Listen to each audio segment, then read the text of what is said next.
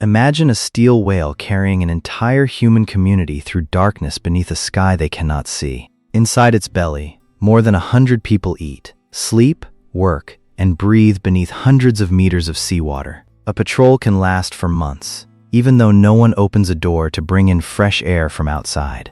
Every hour, thousands of breaths turn oxygen into waste gas inside a space that is almost completely sealed. Drinking water is made from the sea and electricity is generated on board, but every meal must still be carried aboard. By ordinary logic, a community this large should quickly exhaust the essentials it needs to survive. The steel hull protects them from the ocean, but it also traps heat, moisture, noise, and exhaled air with them. If power stopped long enough, the fans keeping the air moving would slow before the room visibly changed. If carbon dioxide were not removed, it would quietly accumulate before the crew recognized the danger. A small failure in water, temperature, or sanitation could grow into a chain of problems with nowhere to escape. Yet deep beneath the surface, the reactor quietly supplies heat and electricity around the clock. Machines desalinate seawater, create new oxygen, and clean the same atmosphere the crew has just breathed. Rotating watch teams keep the vessel awake continuously, even while each sailor must still find time to rest. This is a nuclear submarine, a miniature steel city that produces nearly every basic need for itself. For months, about 130 people resist pressure, isolation, and error through absolute discipline. The deep ocean lacks more than air. Outside pressure constantly tries to crush every empty space out of existence. Early submarines could remain submerged only briefly because their engines, batteries, and air supplies were all limited. After some time underwater, they had to return near the surface to recharge and exchange stale air. Snorkels let engines run at shallow depth, but they still left traces and restricted freedom of movement. To remain hidden longer, the submarine needed an energy source that did not depend on atmospheric oxygen. The demand for long patrols turned prolonged submergence from a technical advantage into a fundamental design requirement. Nuclear power changed the equation because a small amount of fuel could release heat for an extremely long time. That heat warms fluid inside a closed system, transferring energy without flame or atmospheric air. Steam turns turbines, producing propulsion and electricity for nearly the entire steel city inside. Once the engine no longer needed to breathe, the limits of the dive shifted gradually from machinery to people. The pressure hull uses curved surfaces to distribute the force of the enormous mass of water outside. Inside that hull, every meter must be shared among machinery, supplies, and human beings. A large crew exists because the vessel needs enough expertise to operate continuously and respond to failures. Navigators, engineers, cooks, and medical personnel all become parts of the same living system. Before deployment, they train until emergency responses become collective sequences rather than individual decisions. Habitability is not added at the end. It must be fitted between propulsion, control, and mission systems from the start. Before departure, food and supplies are packed into spaces that would normally be ignored on land. The reactor can run for a very long time, but the food storeroom cannot create another dinner. A long patrol therefore begins as an inventory problem before it becomes a journey beneath the sea. When the hatch closes, the small city leaves the supply chain and begins living on what it carried aboard. The first response to life without day or night is dividing the crew into rotating watch teams. While one team operates the submarine, others maintain equipment, eat, or sleep before replacing them. The tiny galley becomes a social clock because meals mark time more clearly than any window could. Each bed is only a narrow compartment, but a thin curtain can create a rare boundary of privacy. Clothes, personal items, and sometimes food must use the spaces beneath bunks or beside passageways. Fresh fruit and vegetables usually appear early, but they disappear first because refrigerated space is always limited. Later, the menu gradually shifts toward frozen, dried, or sealed foods that can endure time. The seawater surrounding the submarine is an immense raw resource, yet people cannot drink a single drop directly. Desalination equipment turns unusable seawater into water for drinking, cooking, sanitation, and technical needs. Emergency oxygen once depended heavily on stored cylinders and materials that released oxygen when safely activated. On modern submarines, electricity allows water to be split and oxygen replenished steadily instead of only consuming reserves. Producing oxygen is not enough. because the carbon dioxide people exhale must also be removed from the air. Food odors, machinery oil, and material vapors must be controlled because they cannot disperse into an open sky. Cleanliness becomes a technical task because a dirty room cannot be abandoned or aired out through an open door. Laundry and washing are adjusted to water production, wastewater handling, and the vessel's operating rhythm. Exercise must shrink into compact movements between pipes, machines, and narrow passageways. Without sunlight to signal day and night, lighting systems must create artificial cues for time. Clocks and watch schedules replace sunrise, turning time aboard into a structure imposed by people. Rules for lighting, noise, and movement let working sailors avoid disturbing those who are sleeping. Each small adaptation eventually connects with the others, turning temporary endurance into a sustainable way of life. The control room becomes the nervous system, where information about direction, depth, and vessel condition is concentrated. The propulsion section acts like a heart, continuously converting heat into motion and electricity for every compartment. Auxiliary systems serve as lungs, kidneys, and sweat glands, keeping the interior environment within survivable limits. Sensors track air, temperature, humidity, and subtle conditions that human senses may easily miss. Readings are checked over time because a gradual trend often matters more than a single measurement. Critical functions usually have backup paths, so one failure does not immediately remove the ability to survive. Backup procedures only work when sailors have practiced them in darkness, noise, and cramped spaces. Maintenance happens even while equipment still works, correcting signs of wear before they become failures. Spare parts are chosen carefully because the submarine cannot carry an entire repair workshop with it. Every kilogram of cargo competes with food, equipment, and the open space people need to move. Menus are planned in advance, so nutrition, storage life,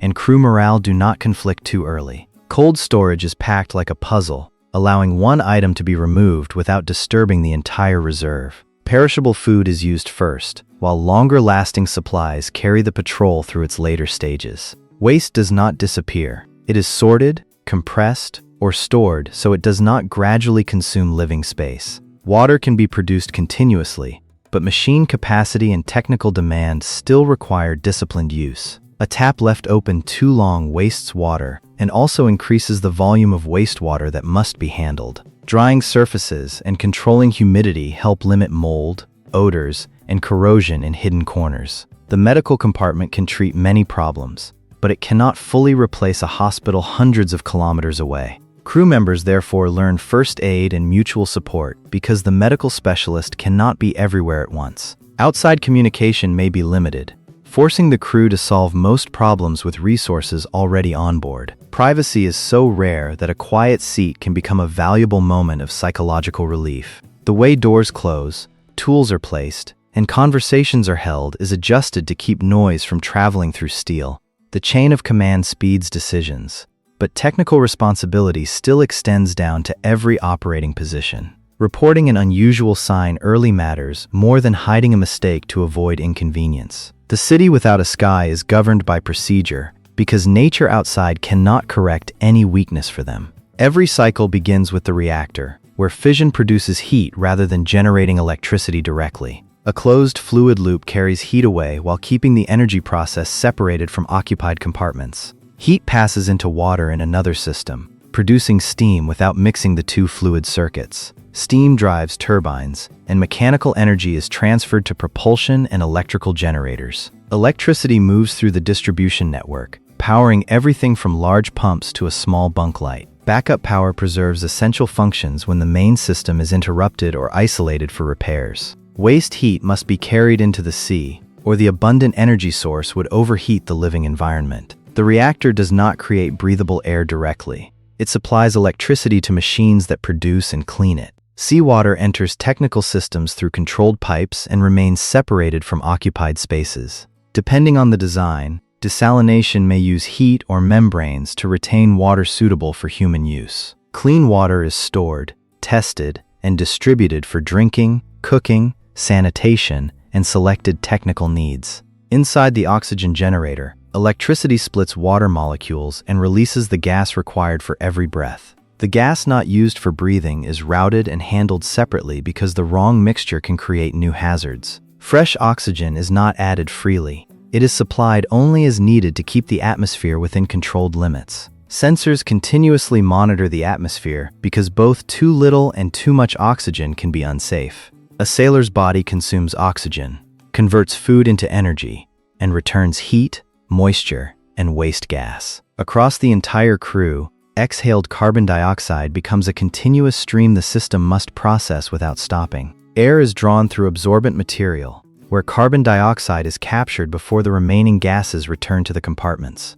The absorbent must be replaced, regenerated, or managed because its capacity does not last forever. Beyond oxygen and carbon dioxide are solvent vapors, food odors, and countless contaminants at low concentrations. Filters and catalytic materials remove these traces so unpleasant odors do not become signs of larger problems. Even paint, plastics, and new equipment must be tested because they can release compounds into sealed air. Moisture from breathing, cooking, and washing condenses on steel when dehumidification cannot keep pace. Air conditioning and heat exchangers remove heat, so machinery spaces do not become suffocating rooms. Fans keep air moving through every corner, preventing local pockets that are hot, humid, or oxygen poor. Air samples are also checked independently to confirm that fixed sensors are not quietly reporting false results. The metal whale does not carry an enormous warehouse of breath.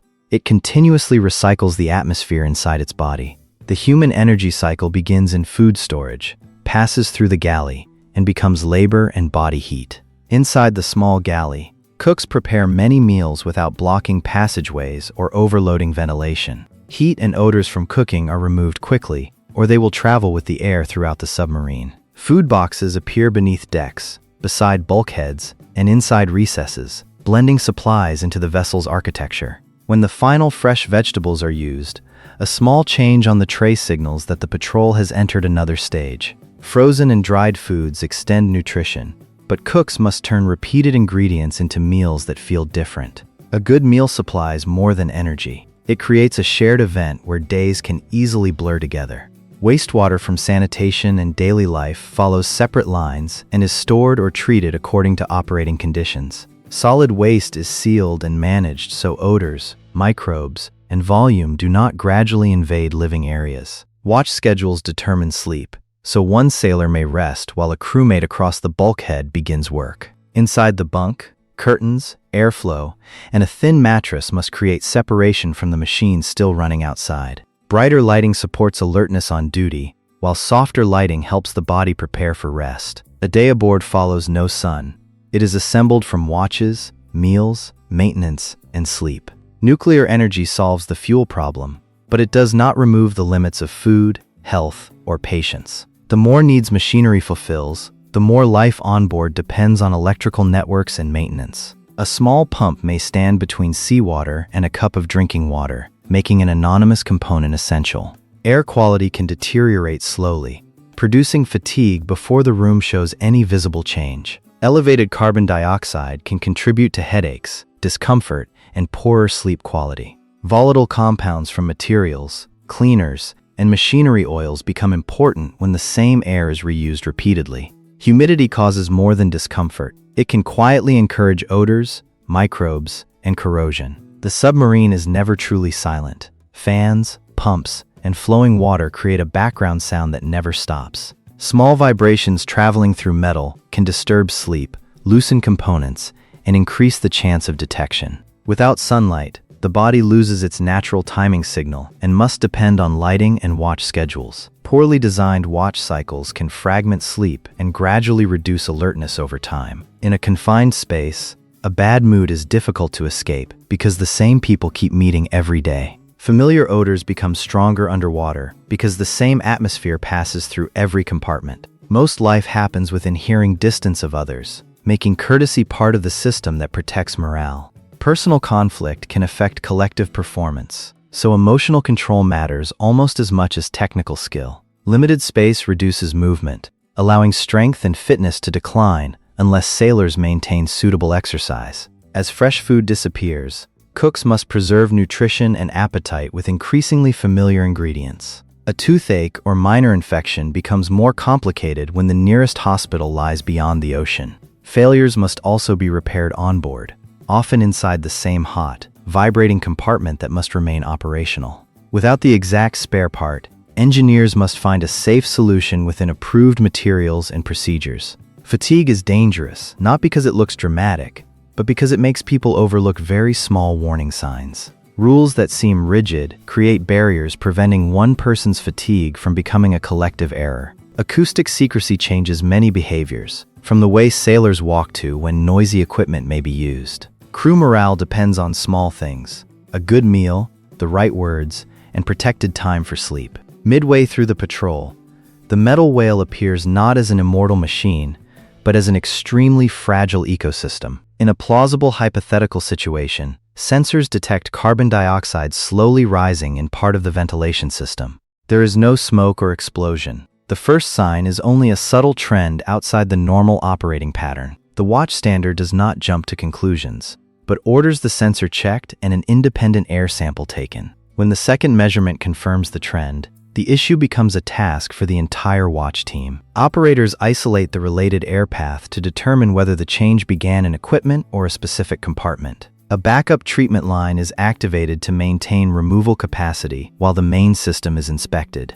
Non-essential activity is reduced because less movement means the crew produces waste gases more slowly. Ventilation flow is adjusted to prevent a pocket of poor quality air from remaining trapped inside the hull. Engineers trace fans, valves, and absorbent material, searching for reduced performance while the machinery still runs. The cause may be weakened airflow, nearly saturated material, or a component operating below its intended level. Repairs take place amid heat, fan noise, and barely enough room for two people to turn their tools. The commanding officer must balance the mission with one non-negotiable priority: the living environment must remain stable. The galley temporarily reduces heat-producing activity, freeing ventilation capacity for areas that need it more. Crew members not involved in repairs keep their rest schedule so the incident does not create an exhausted crew. Sailors are told to report headaches, dizziness, or discomfort immediately rather than enduring them in silence. Medical personnel compare symptoms with environmental data because the two sources can confirm or challenge each other. A spare component is taken from storage, but replacement begins only after the affected machinery is safely isolated. Each removal, inspection, and installation step follows a fixed order, so one fault is not repaired by creating another. Creativity still matters, but every adjustment must remain within limits the crew and vessel clearly understand.